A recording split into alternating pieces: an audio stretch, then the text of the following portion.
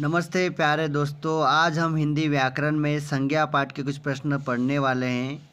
सोना और लोहा शब्द कौन सी संज्ञा का उदाहरण है? सोना और लोहा, तो इसका जवाब है प्यारे दोस्तों द्रव्यवाचक संज्ञा। कमल शब्द कौन सी संज्ञा का उदाहरण है? कमल शब्द कौन सी संज्ञा का उदाहरण है? जातिवाचक है व्यक्तिवाचक? तो कमल है व्यक्तिवाचक संज्ञा का उदाहरण है। पानी शब्द कौन सी संज्ञा का उदाहरण है? आपके सामने दो ऑप्शन दिए गए हैं, द्रव्यवाचक व्यक्तिवाचक। पानी शब्द कौन सी संज्ञा का उदाहरण है? तो इसका जवाब है द्रव्यवाचक संज्ञा। बुढ़ापा शब्द कौन सी संज्ञा का उदाहरण है? ए ऑप्शन है जातिवाचक, बी ऑप्शन है भाववाचक। बुढ़ापा शब्द कौन सी संज्ञा का उदाहरण है? तो बुढ़ापा का जवाब आएगा भाववाचक संज्ञा। ईमानदारी शब्द कौन सी संज्ञा का उदाहरण है? ए ऑप्शन है जातिवाचक, बी ऑप्शन है भाववाचक। तो इसका जवाब होगा भाववाचक संज्ञा।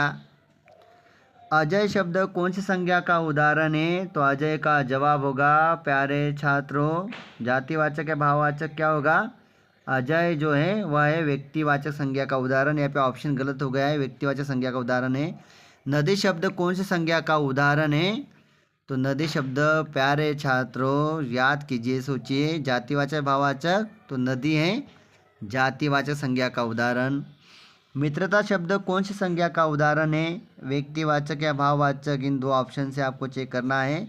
मित्रता शब्द है भाववाचक संज्ञा का उदाहरण है। कक्षा शब्द कौन सी संज्ञा का उदाहरण है? दो ऑप्शन दिए गए, समूहवाचक भाववाचक। कक्षा शब्द समूहवाचक संज्ञा का उदाहरण है।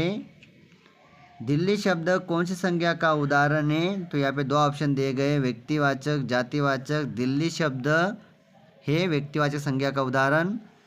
आपके लिए प्रश्न है, फल शब्द कौन सी संज्ञा का उदाहरण है? व्यक्तिवाचक या जातिवाचक? इसका जवाब कमेंट में दीजिए। धन्यवाद।